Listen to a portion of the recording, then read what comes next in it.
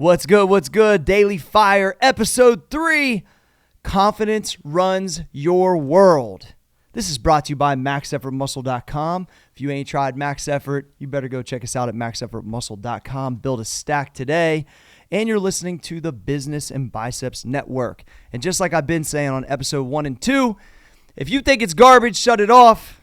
If you got value from this, please share it out to your friends. Today we're going to talk about confidence runs your world. So a lot of people think that I was born this way, and I want to paint a picture for you guys out the gate.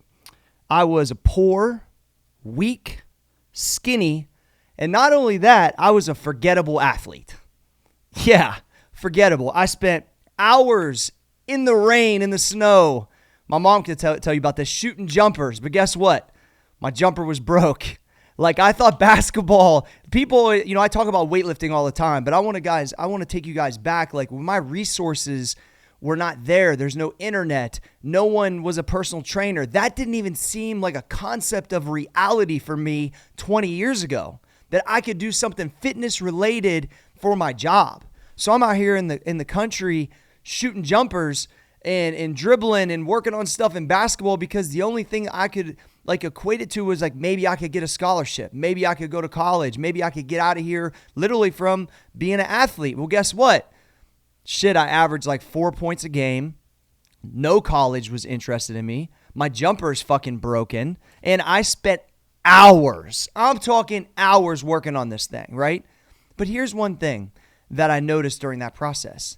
The lifting started to become more enjoyable than the basketball. And the first time, literally, I started lifting weights when I was in 6th grade. By 7th grade, I saw one little shoulder muscle. I remember, I swear to you, I was doing upright rows with my granddad, right? And I saw that little shoulder cut and that front delt. I thought, ooh, I'm feeling that. And that little bit of confidence, that little bit of physical confidence started to make me believe. Now, I had no clue what it could turn into, right? But I thought to myself, he keeps coming home from work and asking me to lift weights. If I dedicate to this process, could I build? Listen to me, everybody. I was not born this way. Could I build myself into something that I'd be proud of? You hear what I'm saying? 20 years, could I build myself? And I had to have a process. So then when I started reading about Arnold, I started realizing that Arnold was taking his lifting and pushing it into the rest of his life. That's where that discipline started to make sense. And I thought to myself, all right, when I get up every morning, and everybody goes through this. Look, I'm talking to y'all right now. Everybody goes through this. You get up in the morning and you look in the mirror. That's the first thing you do. First thing I do is tell myself not to be a soft-ass little bitch and get out of bed. After that, I flip on the light, at 3 a.m. and I look at myself in the mirror. Everyone does this. So is everyone watching this right now 100% happy with themselves? Of course you're not. But what if it's always under construction? Think about this for a second. What if it's always under construction? Now, I'm in pursuit of a certain level of fitness, but it's always under construction because I'm always working on it. Now, sometimes it's been really good. There was times where I weighed 240 and it wasn't so good. There's times where I was 180 and shredded to the max cover style and it was good. But at the end of the day, I am dedicated to the physical process of building my self-confidence and working on it. Now, let me take a little turn for a second. Everybody can identify with the physical part, right? Because no one's ultimately happy with the way they look. I don't care who you are. It's just the way it rolls, right? But once again, think that process. It's a body in motion. It's a work in motion. It's under construction. It's the same for the mind. Now, I never read any books in high school. I was actually a terrible student. 2.1 grade point average. Everybody thought I was a fucking loser because I didn't go to college at first and whatever, right? But I did read one book. Shout out to Jalen Rose, Fab 5. That was my book back in the day that I read that also contributed to a little bit of confidence from a basketball standpoint. But when I started to realize that, okay, early in 1999, when I started my LLC, 20 years ago, I realized that I wasn't getting a traditional business degree, that I had to self-educate.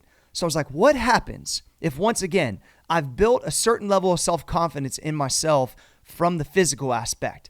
What happens if I match it up with a little bit of the mental aspect? Just a little bit each day. It's the same way that I studied Arnold Schwarzenegger's workouts and the diet plans from Dr. Mario DiPasquale and all these trial and errors. I was like, what if I do the same thing with my mental capacity? How can I, because look, I don't know what my IQ is, but it's not crazy high. I did terrible on my SAT. I did terrible in high school. Like, I am not that special. Once again, let me talk about athlete, forgettable athlete. Not even recruited by a community college, right? Like, I thought I could play basketball at least at Columbus State. Guess what? I couldn't. And so when I thought about this, I was like, what happens if I put a heavy amount of discipline around making myself a little bit smarter each day? Or just like a basketball drill, or just like a weightlift, just drill similar things that I need to know on a regular basis to make myself better. And so the confidence that you see that can go live here, and talk on this mic is because of 20 years of a dedicated process. And so even if you've never dedicated your process to physical or mental, I'm telling you right now, if you want to build some level of confidence, you have to dedicate some time each day to make yourself better. Now, it doesn't have to be shit you don't like to do. Now, people might not love exercise. I understand that. But you only got one body. Think about this for a second. I used to tell this to my clients all the time. There's people out here that take better care of their car than they take care of their body. You take better care of your car. Well, guess what? You wouldn't load your new truck up with all kinds of wood, never change the oil, and just keep that shit going for 100 miles, would you? You would never sweep it out. You would never, maintenance it. So think about that. You have to take that with your mind and your body.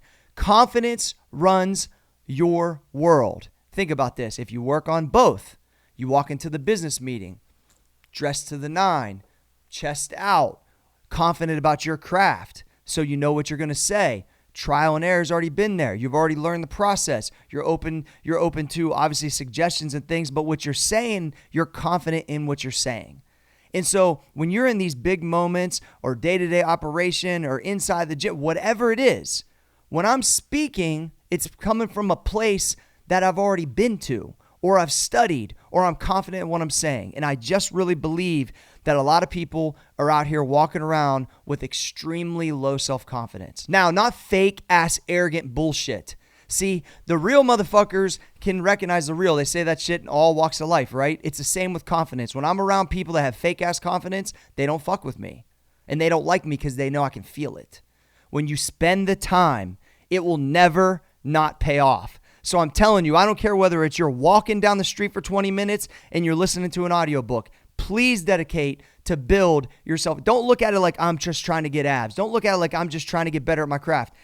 Build your confidence, because I'm telling you, everybody, confidence runs your world. And I have fucking proved it. And I'll tell you why. All of these times, all of these hours, building up to try to hopefully work with my idol one day, right? When I was in California working out with Arnold, he introduced me to somebody, and this is what he said. Cory's somebody I trust, and I know he knows how to work hard. Man, what? My idol said that straight to my face, introduced me to a guy from Budapest. He said, Cory's somebody I trust, and he knows how to work hard. Man, when I was reading about this man in these magazines 20 years ago, you think I could get an endorsement like that? That's kind of what I'm getting at, guys. Build the self-confidence so you can be respected, so you can know your craft, and you can fucking win out here. All right, Daily Fire, Episode 3, Confidence Runs the World, brought to you by MaxEffortMuscle.com. And you are listening to the Business and Bicep Network. And just like Nip said, I've been studying a lot of Nipsey Hussle lately, is you turn it off if it's trash, share it out if you got value from it to your friends. Appreciate y'all. Peace.